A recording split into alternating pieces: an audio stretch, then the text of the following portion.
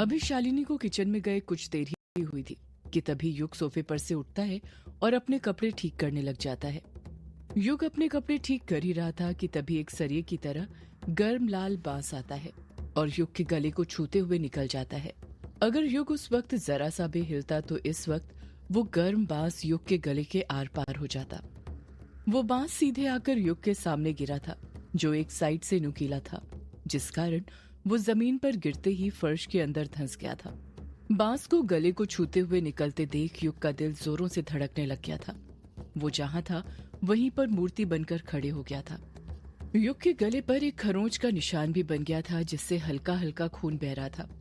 जब युग को ये एहसास होता है कि उसे सिर्फ हल्की सी खरोंच आई है, उसकी जान अभी नहीं गई है, तब उसकी जान में जान आती है। युग अपने अगल बगल देखता है और उसे याद आता है कि बांस दरवाजे के पास से उसकी तरफ आया था। जब युग दरवाजे की तरफ अपनी नजरें करता है तो उसकी आंखें फटी की फटी रह जाती हैं। उसके पैरों तले जमीन खिसक जाती है। ग्रेवयार्ड कोठी के बाहर काले कपड़े पहने वही आदमी खड़ा हुआ था जिसने उस पर रात भी हमला किया था।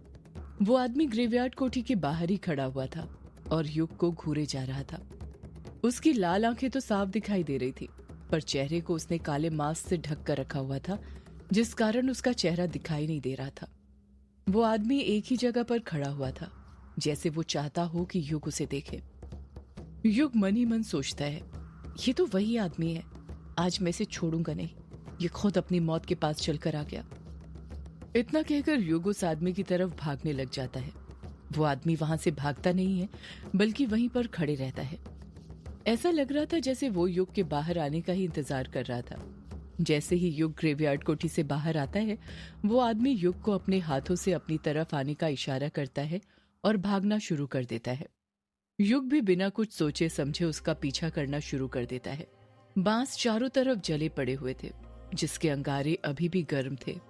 वो आदमी उसी अंगारों के ऊपर भागे जा रहा था। उस आदमी ने तो चप्पल पहनी हुई थी, पर युग ने नहीं पहनी थी। वो नंगे पैर ही उन गर्म शोलों पर भाग रहा था। उसके पैर जलने शुरू हो गए थे। उसे दर्द महसूस होने लग गया था, पर वो रुकने का नाम नहीं ले रहा था, क्योंकि उसे आज किसी भी कीमत पर उस काली पोशाक वाले आदमी को पकड़ना था।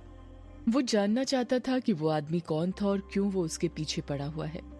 युग उसी आदमी का पीछा किए जा रहा था। तभी वो एक चीज नोटिस करता है कि वो आदमी युग से दूर तो भाग रहा था, पर ग्रेवयार्ड कोठी से दूर नहीं। वो ग्रेवयार्ड कोठी के आसपास ही भागे जा रहा था। ऐसा लग रहा था जैसे वो युग को पहले थकाना चाहता था, जिस कारण वो ये सब कर रहा था, और उसमें वो कामयाब भी होने लगा था। युग थकने लग गया था। थकान युग के चेहरे पर साफ नजर आ रही थी। युग उस आदमी की चाल समझ जाता है और भागना बंद कर देता है, और एक जगह रुककर युग लंबी लंबी सांसें लेने लगता है।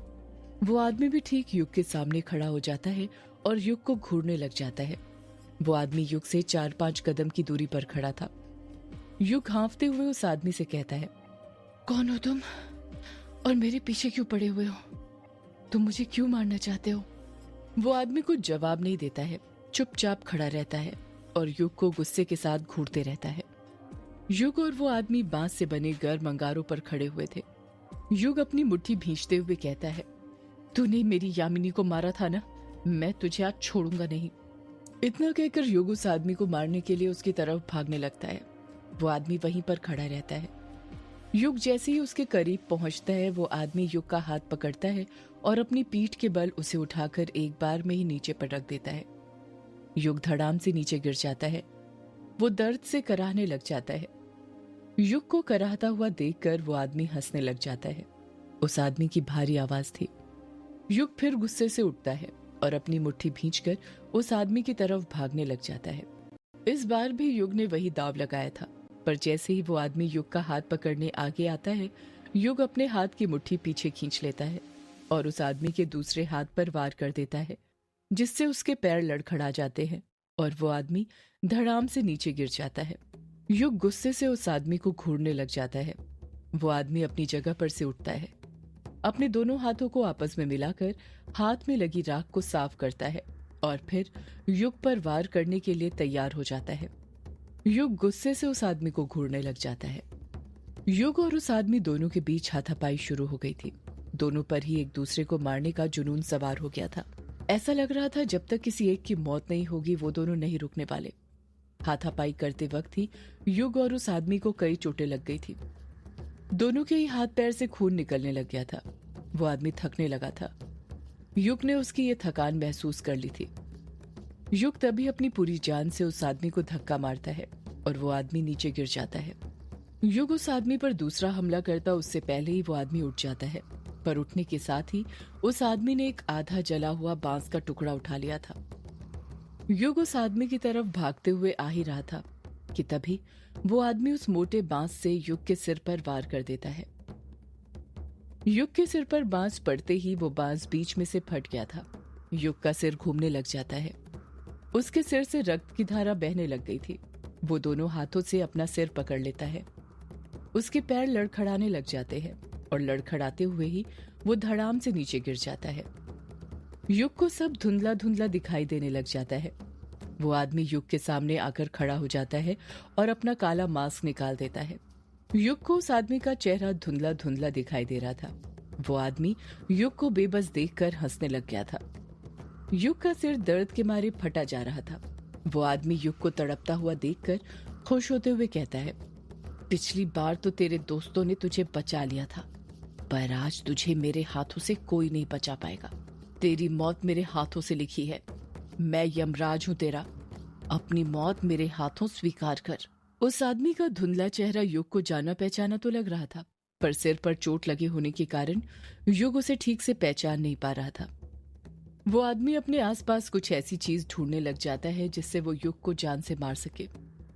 तभी उसे एक बड़ा सा मोटा पत्थर नजर आता है जिसका वजन करीब 25 से 30 किलो होगा। वो आदमी उस पत्थर को अपने दोनों हाथों से उठाने लग जाता है और बड़ी ही मशक्कत के साथ उसे उठा लेता है। उस आदमी ने उस पत्थर को ऊपर उठा लिया था और पत्थर को युग के सिर पर मारने वाला था। युग के दिल की धड़कन इतनी तेज बढ़ गई थी कि वो कुछ बोल नहीं पा रहा था। वो बस घबराते हुए ना में अपना सिर हिलाते जा रहा था। वो आदमी युग के सिर पर वो पत्थर मारने ही वाला था कि तभी एक लड़की उस आदमी के पीछे से चीखते हुए सुनाई देती है, रुक जाइए बाबा। जैसे ही वो आदमी लड़की के चीखने की आवाज सुनता है, वो आदमी रुक जाता है। जब वो पीछे पलटता है तो देखता है कि उसके पीछे एक लड़की खड़ी हुई थी जिसकी आंखों में अश्कों की धारा थी। युग उस लड़की का चेहरा पहचानते हुए हकलाते हुए कहता है, शालिनी तुम। इतना कहकर युग बेहोश हो जाता है। उसकी आंखें बंद हो जाती हैं।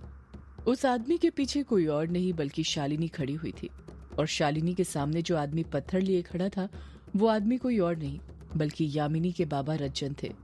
शालिनी रोते हुए कहती है, बाबा ये आप क्या कर रहे हैं? मेरे युग बाबू को क्यों मार रहे हैं?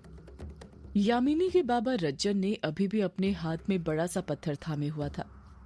रज्जन गुस्से के साथ कहता है, कौन है तू और मुझे अपना बाबा क्यों बोल रही है? शालिनी अपने हाथों से अपनी तरफ इशारा करती है और रोते हुए कहती है, मैं आपकी यामिनी हूँ बाबा, आपने मुझे नहीं पहचाना? रज्जन गुस्से के साथ कहता है, तू मेरी यामिनी नहीं हो सकती। मेरी यामिनी बेटी मर चुकी है। यामिनी का जिक्र रज्जन की आंखों में नमी ले आया था। रज्जन युग को देखते हुए गुस्से के साथ कहता है, इस कमीने ने मेरी यामिनी बेटी को मार दिया और आज मैं इस कमीने को मार दूंगा। इतना कहकर रज्जन ने युग को मारने के लिए पत्थर को फिर से उठाया ही था कि तभी शालिनी झट से युग के पास जाकर बैठ जाती है और अपने हाथ जोड़ रोते हुए कहती है, रुक जाइए बाबा, ऐसा मत कीजिए, युग जी को मत मारिए। इन्होंने कुछ नहीं किया है। मैं ही आपकी यामिनी हूँ। अब मैं आपको कैसे यकीन दिलाऊं?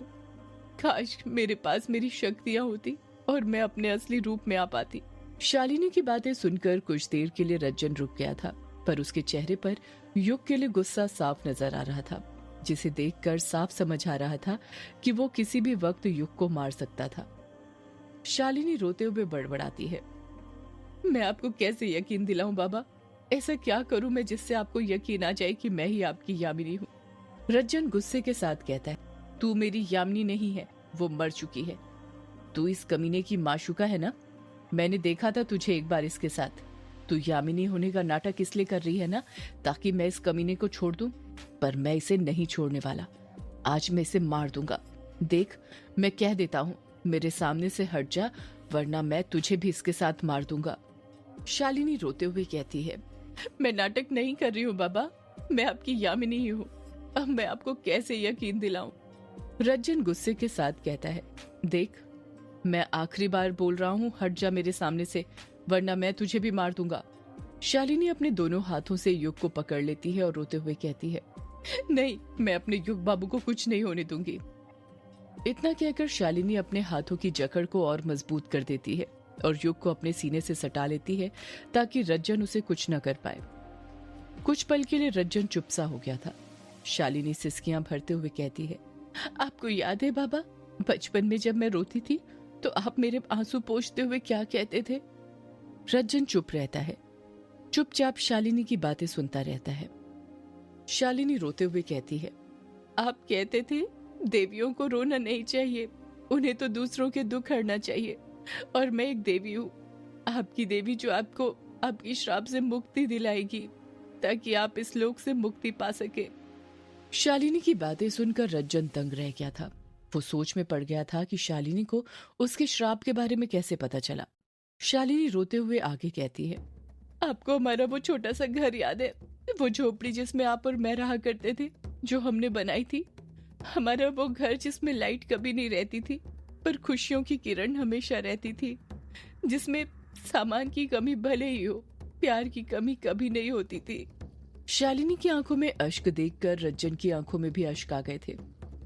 वो समझ गया था कि उसके सामने जो लड़की है वो उसकी यामिनी ही थी, क्योंकि ये बातें सिर्फ उसे ही पता थी। शालिनी सिसकियां भरते हुए कहती है, आप अपनी यामिनी को नहीं पहचान पा रहे बाबा। अब मैं आपको यकीन दिलाने के लिए और क्या करूं? मैं आज हार गई हूं बाबा, मैं हार गई हूं। इतना कहकर शालिनी लगातार रोने लग जाती है। रज्जन को शालिनी की आंखों में युग के लिए वही प्यार दिखने लग गया था जो उसे यामिनी की आंखों में युग के लिए दिखता था। यामिनी भी उससे युग के लिए इस कदर लड़ा करती थी। रज्जन के हाथों से पत्थर अपने आप नीचे गिर जाता है। वो अश्क जो उसने अपने अंदर रोक कर रखे थे वो बहने लग जाते हैं। रज्जन रोते हुए कहता है, तू हारी नहीं है बेटी, मेरी बेटी कभी नहीं हार सकती। वो यक्षिणी है, यक्षिणी, और यक्षिणी कभी नहीं हारती। रज्जन की आंखों में आंसू देखकर शालिनी युग के पास से उठ जाती है और अपने बाबा को गले लगाकर रोने लग जाती है। रज्जन भी रोने लग जाता है। रज्जन रोते हुए कहता है, मुझे तो लगा था मैंने तुझे खो दिया, अब मैं तुझसे कभी नहीं मिल पाऊंगा, पर तू आ ही गई अपने बाबा को उसके श्राप से मुक्ति दिलाने। शालिनी भी रोते हुए कहती है, हाँ बाबा, मैं आ गई, मुझे तो वापस आना ही था, और इस बार मैं आपको आपके श्राप से मुक्ति दिला कर ही जाऊंगी, चाहे कुछ भी हो जाए। रज्जन शालिनी से दूर हटता है और उसे ऊपर से लेकर नीचे तक अच्छे से देखते हुए कहता है, पर ये क्या बेटी, ये तो किस मासूम लड़की में समाई है। अपने मकसद को पूरा करने के लिए तूने इसकी जान क्यों ली? माना तू एक डायन है, पर उससे पहले तू यक्षिणी है, और यक्षिणी एक देवी है। देवी किसी मासूम लड़की को नहीं मारती है, तू ऐसा कैसे कर सकती है? शालिनी अपने बेगुनाह होने की पुकार लगाते हुए कहती है, इसे मैंने नहीं मारा बाबा। रज्जन तुरंत पूछता है, तो फिर किसने मारा है? सदियों से है पुराना